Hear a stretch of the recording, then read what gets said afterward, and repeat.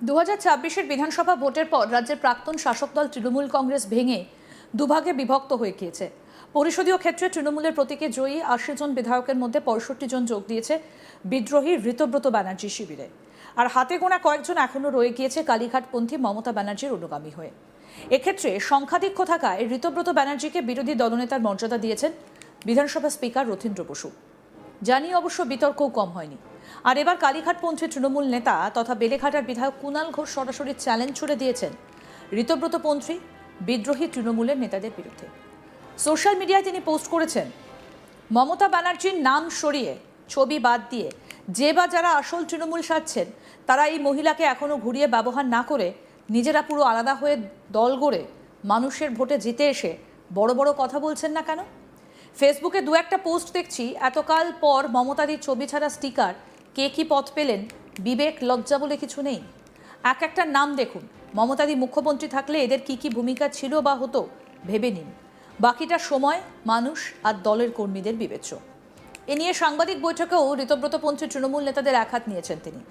তৃণমূল কংগ্রেসকে ভাঙার চক্রান্তের পেছনে পুলিশের মদত রয়েছে বলে অভিযোগ করেছেন তিনি বলেছেন, রাজ্যের মানুষ সব দেখছেন, তৃণমূল কংগ্রেস আর মমতা ব্যানার্জি সমর্থক, তাই এইসব নেতারা ঋতব্রত শিবিরে যোগ দিলেও দলের কর্মী সমর্থক ও রাজনীতির সচেতন মানুষ মমতা ব্যানার্জির সঙ্গেই আছেন।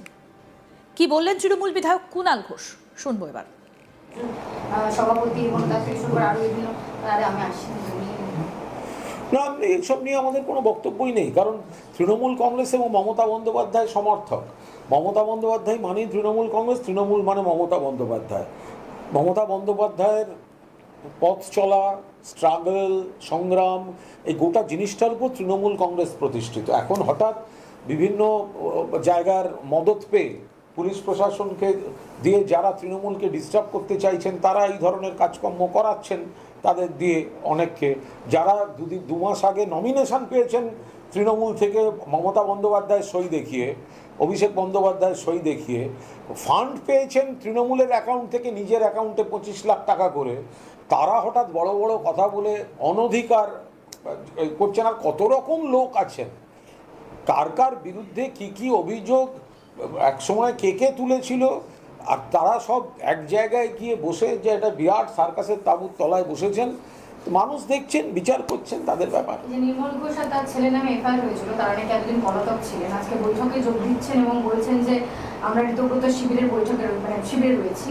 তাহলে ওয়াশিং মেশিন হয়ে গেল কি এই প্রসেসটা, যে ঋতব্রত তৃণমূলে কোনো বিধায়ক গেলে প্রাক্তন না, আমি তো দেখে আমি অবাক হয়ে যাচ্ছি। বিস্ময়ে তাই জাগে জাগে আমার প্রাণ। আরজিকর নিয়ে শুনলাম যিনি নাকি যে ডাক্তারবাবু বিপ্লবী সেজেছিলেন তিনিও যেখানে যাচ্ছেন, আবার যাদের বিরুদ্ধে নাকি তড়িঘড়ি ডেড বডি পড়ানোর অভিযোগ ছিল তারাও একই মিটিংয়ে বসে আছেন। এটা কি করে হতে পারে? যারা বিপ্লবী এবং যাদের বিরুদ্ধে বিপ্লব তারা এক জায়গায় গিয়ে বসে আছেন, কারণ পুলিশ প্রশাসন দিয়ে তৃণমূলটাকে ভাঙার জন্য চাপ তৈরি করা হচ্ছে। তারা যাচ্ছেন, আমরা আবার বলছি, যারা যাচ্ছেন তাদের অধিকাংশ ব্যক্তি স্বার্থে গেছেন, বাকিদের উপর চাপ দিয়ে নিয়ে গেছে।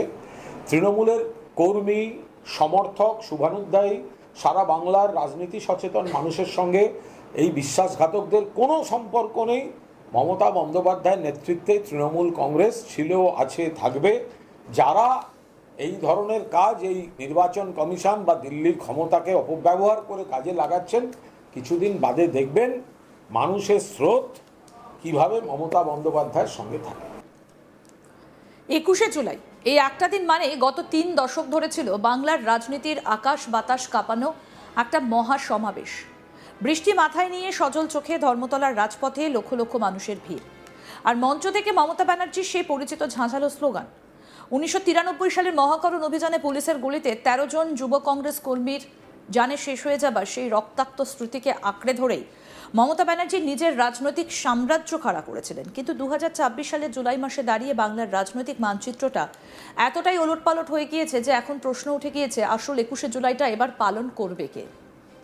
যে কর্মসূচিকে মমতা একচেটিয়া নিজের সম্পত্তি বলে ভাবতেন, এবার সেই 21শে জুলাইয়ের সত্ত্ব বা অধিকার কার্যত হাইজ্যাক করে নিল ঋতব্রত ব্যানার্জির নেতৃত্বাধীন বিদ্রোহী বা আসল তৃণমূল কংগ্রেস। কলকাতা পুলিশের কাছ থেকে অফিসিয়াল অনুমতিপত্র পকেটে পুরে শনিবারই বড়সড় হুঙ্কার দিয়ে দিয়েছেন উলুবেড়িয়া পূর্বের বিধায়ক তথা বিধানসভার বিরোধী দলনেতা ঋতব্রত ব্যানার্জিরা। কলকাতা বোটিং ক্লাবে দলের হাই ভোল্টেজ সাংগঠনিক বৈঠক শেষে তিনি স্পষ্ট জানিয়ে দিলেন, কলকাতা পুলিশ তাদের 21শে জুলাই পালনের সবুজ সংকেত দিয়ে দিয়েছে। এবার ধর্মতলা জওহরলাল নেহেরু রোডে গান্ধী মূর্তির পাদদেশে বসতে চলেছে বিদ্রোহী তৃণমূলের এই মহাসমাবেশ। অনুমতি পাওয়ার পর থেকে ঋতব্রত সন্দীপনদের শিবিরে এখন উৎসবের মেজাজ।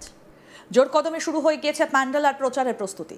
আর অন্যদিকে ক্ষমতার অলিন্দ থেকে ছিটকে যাওয়া কালীঘাটের মমতা শিবির এখন নিজেদের খাস তালুকেই কোণঠাসা।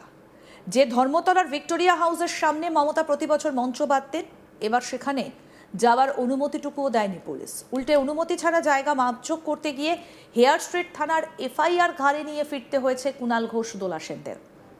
এই বিষয়ে কি বললেন বিরোধী দলনেতা ঋতব্রত ব্যানার্জি, শুনব।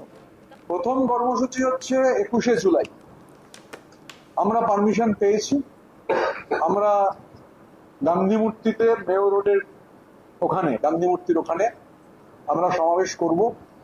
আমরা সোমবার দিন সংবাদ মাধ্যমকে জানিয়ে দেবো আমরা ওখানে গিয়ে এবার জায়গা, ডেকোরেটর, এই সমস্ত বিষয়গুলো। তো স্বাভাবিকভাবে এখন প্রথম কর্মসূচি হচ্ছে 21শে জুলাই। এবং দুটো ব্যাপারে আমাদের আজকে জেলা কমিটি, যেহেতু জেলা সভাপতিদের নাম ঘোষণা হয়েছে, এরপরে জেলা কমিটিগুলো ঘোষণা হবে। রাজ্যের সভাপতি আছেন, অল ইন্ডিয়া চেয়ারপারসন আছেন। প্রাথমিকভাবে আমরা আলাপ আলোচনা করব যে ফাংশনিং এর অভিমুখগুলো কি হবে এবং পলিটিক্যাল অভিমুখ, দুটো তিনটে চারটে এজেন্ডা যেগুলো নিয়ে আমরা রাস্তা হিট করব, সেটা আমরা মিডিয়াকে ডেকে আবার জানিয়ে দেবো। যেহেতু রাজ্য কমিটির মিটিং এখনো হয়নি, তো আমরা হয়তো অনেকেই জানি, আমাদের একটা আইডিয়া আছে যে আমরা কি করতে চাই।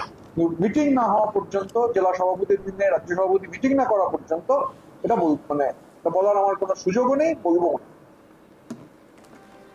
প্রসঙ্গত বলি, বিদ্রোহী শিবিরে তৃণমূলের একের পর এক নেতা যোগদানের পর থেকেই বিরোধী দলনেতা ঋতব্রত ব্যানার্জিকে নিশানা করেছেন কুণাল ঘোষ। পাল্টা কুণাল ঘোষকেও নিশানা করেছেন ঋতব্রত ব্যানার্জি। বৃহস্পতিবার 9 জুলাই বিধানসভায় সাংবাদিক বৈঠক করে রীতিমতো বোমা ফাটান বিরোধী দলনেতা ঋতব্রত ব্যানার্জি। 12 বছরের পুরনো একটা 91 পাতার চিঠি উল্লেখ করে বিরোধী দলনেতার দাবি, সেই সময় জেলবন্দি এক তৃণমূল সাংসদ এই চিঠিটা লিখেছিলেন। সেই চিঠিটা তৎকালীন প্রধানমন্ত্রী, কেন্দ্রীয় স্বরাষ্ট্রমন্ত্রী এবং সিবিআই এর ডিরেক্টরকে পাঠানো হয়েছিল বলে দাবি করেছিলেন ঋতব্রত। তার দাবি, এই চিঠি দেবার মাধ্যমে আজ থেকে 12 বছর আগে তৃণমূলকে তুলে দেবার সলতে পাকানোর কাজটা শুরু করেছিলেন সেই জেলবন্দি তৃণমূল সাংসদ।